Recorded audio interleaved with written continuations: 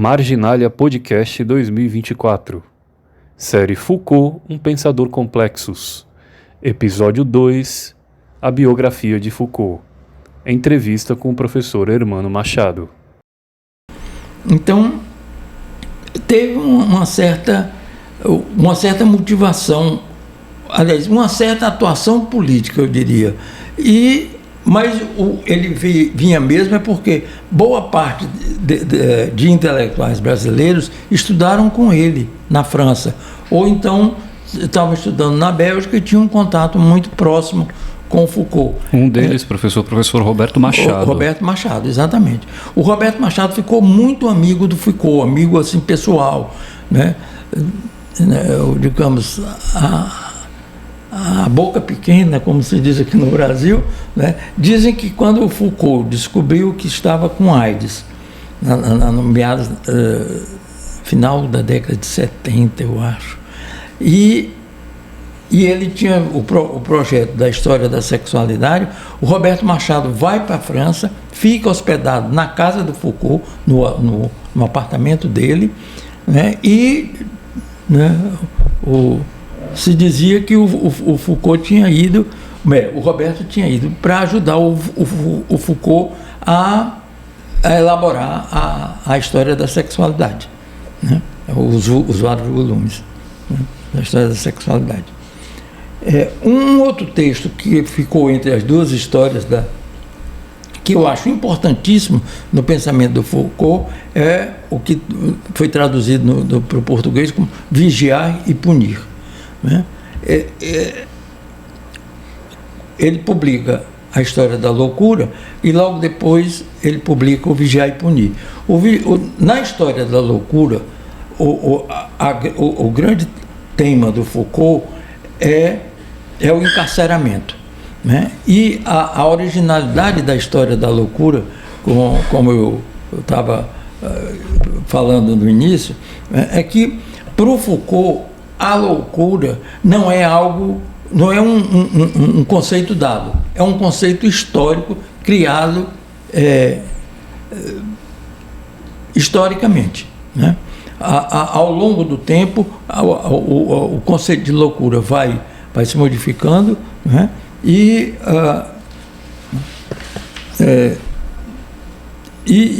vai se expandindo.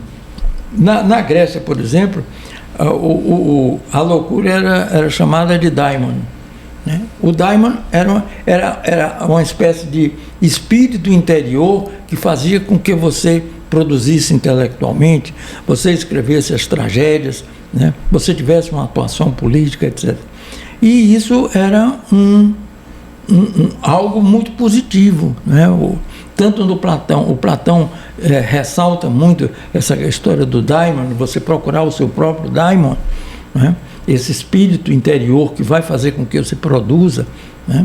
E a alma, então, se engrandece com isso, como o próprio Aristóteles, né?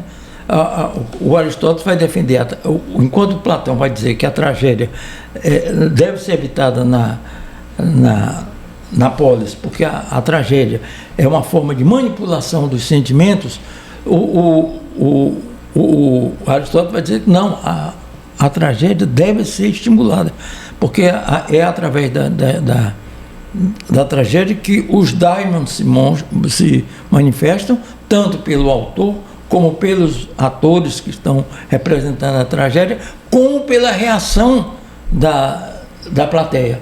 E aí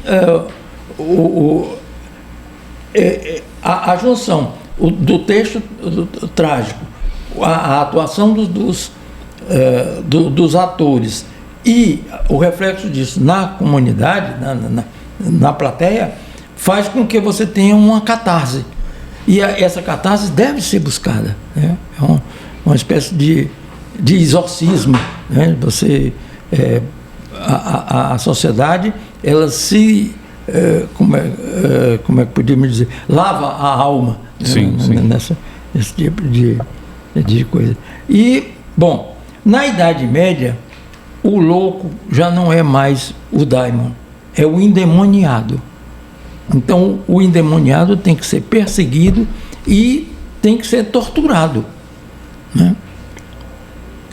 Tanto do ponto de vista religioso, quer dizer, você tem que o sacerdote, ele tem o direito de exercer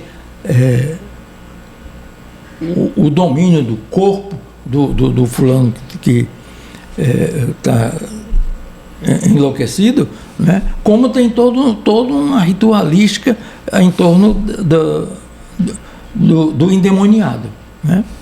E, por fim, vem a época que o Foucault chama de época clássica, né?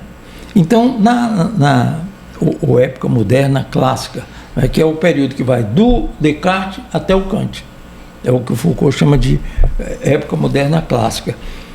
Nessa época moderna clássica, a loucura não é mais o daimon, que deve ser procurado, não é mais o endemoniado, mas é o doente. E aparece o conceito, então, de doença mental.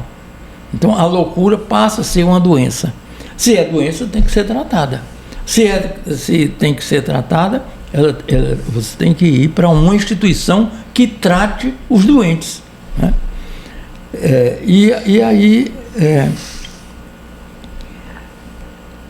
Então, vejam, o conceito de loucura foi mudando historicamente, né? De uma coisa relativamente positiva que era entendida na época clássica grega, né? Quando chega na época moderna, vira uma questão de saúde, né? Sim. E aí você tem aí uma série de consequências disso. Primeiro, o que é normal e o que é anormal, ou o que é, né, o normal e o louco, né? Sim. E essa linha entre a normalidade e a loucura nunca é bem definida, né? Nunca é bem traçada, né?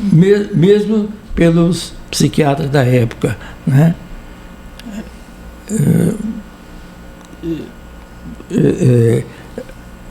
É uma linha muito, muito tênue, e que você termina incluindo os pobres, os desempregados, os desabrigados, os dementes, né? Os libertinos, né? Os violentos, todos são incluídos na categoria de loucura, e todos vão para uma instituição, né? Que é o asilo. Professor, é interessante esse aspecto que o senhor ressalta sobre essa questão do tratamento já da loucura como doença. Ela nos apresenta sempre a dimensão de controle, de vigilância e de punição. Mesmo que seja um tratamento, os públicos que o senhor citou, pobres, enfim, entre outros grupos de pessoas, né, que não se enquadram de certa forma naqueles que têm problemas psicológicos graves, enfim, distúrbios psíquicos, enfim. É interessante essa dimensão da obra do Foucault, da vigilância e da punição. Ou seja, é sempre essa preocupação de estudar as razões até dessa violência exacerbada que existe na sociedade, né? E é por isso que, quando ele vai escrever o Vigiar e Punir, ele retoma essa questão, né, você tem que vigiar sem ser vigiado, né? E punir. Na época da Idade Média, você punia o corpo, né? A tortura, né? O sacrifício corporal, né? Você podia açoitar, né? Podia colocar em determinados aparelhos que provocassem o sofrimento, etc. No Vigiar e Punir, ele vai desviar um pouco essa questão da tortura, porque aí você não tortura mais o corpo, e você não persegue também mais o corpo, você persegue e tenta punir o comportamento. Então é uma digamos, uma inclinação bastante diferente, né, do que você pensa pensava antes, né? Que você tem que torturar, né? Ou punir o corpo. Agora não, você pune o comportamento. E aí nesse sentido é que o vigiar e punir é interessante, porque ele diz, numa sociedade como a sociedade moderna, que a sociedade é uma sociedade do trabalho. Todo mundo tem que ser trabalhador. Para ser trabalhador, você tem que ser adestrado ao trabalho. Você tem que ser treinado para trabalhar. Aí é o que ele chama de... Você tem que docilizar o corpo. Os corpos, né? Os corpos têm que ser dóceis. Por isso que você não tortura mais o corpo. Você tortura o comportamento, né? Você reprime o comportamento, né? E nessa docilização dos corpos, você vai padronizando, né? Isso desde a Idade Moderna até hoje, né? Por exemplo, na pandemia, isso ficou muito claro, né? Você tem vezes e vezes as pessoas ensinando os outros a lavar as mãos, né? Essa ideia de padronização. Não basta você botar a mão debaixo da torneira, não basta você usar o detergente, né, o sabão, o sabonete, etc. Você tem uma técnica para você para você lavar as mãos, né? De tal maneira que você lave toda a mão, as unhas, o entre-dedos, né, o dedo polegar, etc. Então, isso repetidamente, né? A mesma coisa. Bom, isso por quê? Porque quando você vai docilizando os corpos, você vai disciplinando as pessoas, né? Você pode, então, chegar a esse ponto de você ensinar uma pessoa a fazer determinada coisa, a lavar as mãos, né? Digamos, como é que você se senta à mesa, né? Como você usa o guardanapo, né? A própria quarentena, né, professor? Se nós lembrarmos, nesse ano de 2024, nós completamos 4 anos. Isso, exatamente. Desde o surgimento da pandemia da Covid. Isso. A própria quarentena, que ficamos meses em casa, sem contato, sem convívio social. Isso. E as pessoas seguiam a quarentena, né? Não por uma questão tanto de repressão, mas muito mais porque é a história do comportamento. Você reprime o comportamento. Então, não é para circular pela rua. Então, você ficava trancado em casa. Não é para fazer aglomeração. Então, ninguém ia a nenhuma aglomeração, né? Então, mas para você conseguir isso, você tem que ir treinando, ir docilizando as pessoas, os corpos, etc., desde pequeno.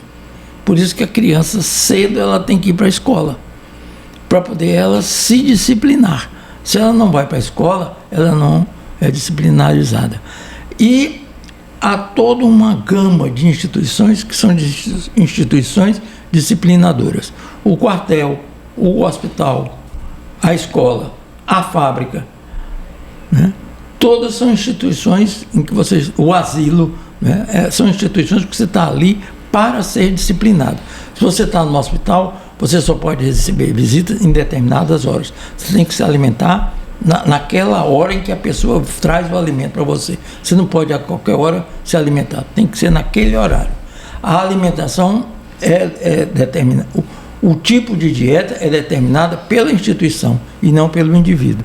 Então isso vai fazendo com que você fique amestrado, né, docilizado, para usar a expressão do Foucault, né? E isso fica muito claro no Vigiar e Punir. Por quê? Porque como você tem que vigiar sem ser percebido que está vigiando, então as normas, por exemplo, o exemplo que você deu da quarentena, não tinha uma polícia extremamente atenta para fazer com que as pessoas não saíssem de casa. Não. O fato de você dizer que elas não devem sair de casa era o suficiente para elas não sair, né? O fato de você dizer que não deve se fazer aglomeração, você não ia a locais onde normalmente você tinha aglomerações, né?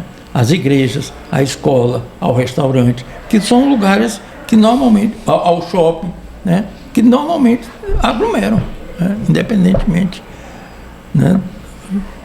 Bom, eu acho que já falamos aí bastante. Professor, uma satisfação imensa discutirmos aqui Michel Foucault, a obra desse autor tão importante para a história da humanidade. Enfim, discutimos aqui a biografia dele, a obra. É interessante também ressaltar, né, professor, que ele esteve aqui no Nordeste brasileiro. Né? O professor Roberto Machado, que faleceu em 2021, grande professor, grande intelectual brasileiro, que era do Recife, né? Aqui, nosso vizinho no Nordeste brasileiro. Michel Foucault esteve aqui também, né? Foi. Teve essa passagem pelo nosso território. O senhor teve contato com ele em São Paulo, como já foi dito anteriormente. Por aqui também houve algum tipo de visita aqui pela nossa região? O senhor presenciou não, esse tipo de... Ele não veio a Natal, pelo menos que eu me lembre. Ele foi a Recife. O Roberto Machado ficou extremamente triste porque ele não gostou do suco de mangaba. Sim. Para um pernambucano isso é uma ofensa da maior gravidade, né? Você dizer que não gosta de suco de mangaba. Mas o Foucault disse que não gostou do suco de mangaba. E do Recife ele foi, eu acho que para Belém, eu não sei se chega aí a Manaus. Ele andou por alguns estados do norte, né? Nessa viagem, né? O Roberto Machado, nós fomos contemporâneos de faculdade e trabalhamos juntos nos movimentos da Igreja Católica, né? Então, quando nessa época, eu sou cearense, na época eu morava em Fortaleza, eu vou para Recife de uma certa forma levado pelo Roberto. Eu queria estudar ciências sociais, aliás, não era ciências sociais, eu queria estudar, era sociologia, né? E aí, como em Recife tinha o curso de sociologia, o Roberto terminou me convidando para eu ir e disse, olha, vai ser bom porque nós estamos organizando o movimento de educação de base lá em Pernambuco e vai haver uma expansão, né, da equipe. E aí ele me levou e eu fui e realmente trabalhei muito tempo no movimento de educação de base lá em Pernambuco. Era um órgão muito, uma instituição muito próxima da Igreja Católica e muito próxima dos bispos. Então eu trabalhei primeiramente com o bispo Dom Carlos Coelho e depois Dom Helder Câmara, né? Então eu trabalhei com Dom Helder há alguns anos, né? E eu nunca fui íntimo dele, nunca tive assim tanta proximidade, mas participei de várias reuniões com Dom Helder, né? Desde quando ele chegou ao Recife até depois, quando eu vim para cá, para Natal, aí eu me afastei tanto dele como do movimento, dos movimentos da igreja. Foi o tempo também que o MEB acabou, então.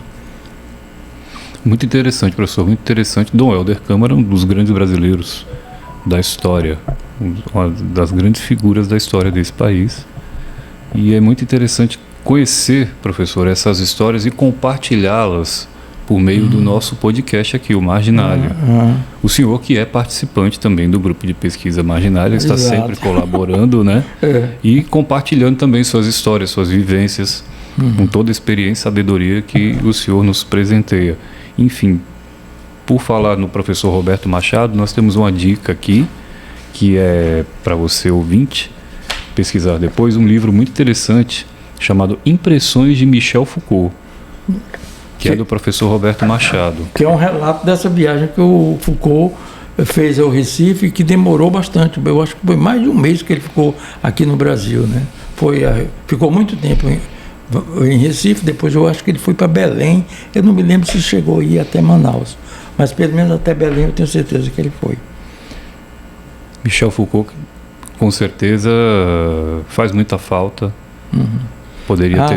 Poderia ter compartilhado um pouco mais da sua sabedoria, do seu conhecimento conosco, mas o que produziu e o que fez de discípulos nos contenta muito, né? Estamos aqui discutindo a obra, a vida desse grande intelectual. Temos uma dica também cultural, que a nossa colega Maiara Andrea, estudante do bacharelado interdisciplinar em Humanidades do Instituto Humanitas, vai passar para nós agora, obviamente, uma temática relacionada ao tema do nosso podcast.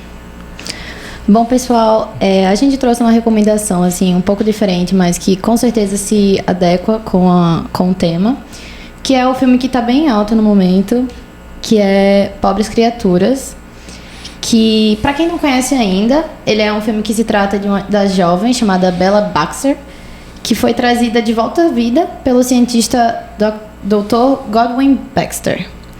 E, querendo descobrir mais do mundo, querendo se aventurar, ela vai fugir com um advogado e vai, assim, viajar o mundo e se descobrir e se conhecer. É um filme belíssimo, que vai falar muito sobre liberdade, sobre se aceitar, de ser quem você é, e vai aprender como se descobrir no mundo.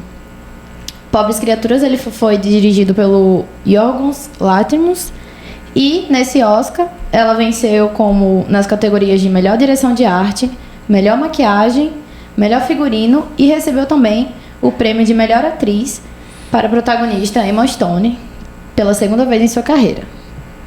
Muito interessante, Maiara, sem spoiler, mas citando e relacionando com o nosso tema aqui, obviamente tem uma dimensão do corpo ali que o ouvinte pode ficar prestando atenção durante o filme, que é interessante fazer essa ponte entre o pensamento de Foucault e o corpo, a ideia de corpo presente no filme. Sem spoiler, obviamente, não vamos aqui contar nenhuma cena. Muito obrigado, Maiara. E estamos encerrando aqui o podcast Marginalia, primeiro episódio de 2024. Agradecemos a todos os ouvintes e pedimos para todos para que compartilhem nas redes sociais, acessem a conta do Marginalia no Spotify, todos os episódios são postados lá, no YouTube também, toda a produção do grupo de pesquisa neste podcast, entre outras produções também do Marginalia, estão presentes no canal no YouTube. É só pesquisar Marginalia UFRN, você encontra tanto no Spotify quanto no YouTube. Professor Hermano, muito obrigado pela sua presença, pelo seu compartilhamento de saberes, a sua sabedoria, suas vivências, suas experiências. É uma honra tê-lo aqui e, obviamente, teremos outras oportunidades para discutir outros temas. Eu só posso agradecer a vocês pela iniciativa desse podcast, lembrando a obra e a vida do Foucault. Eu acho muito interessante e muito oportuno. Muito obrigado a todos e até o próximo episódio.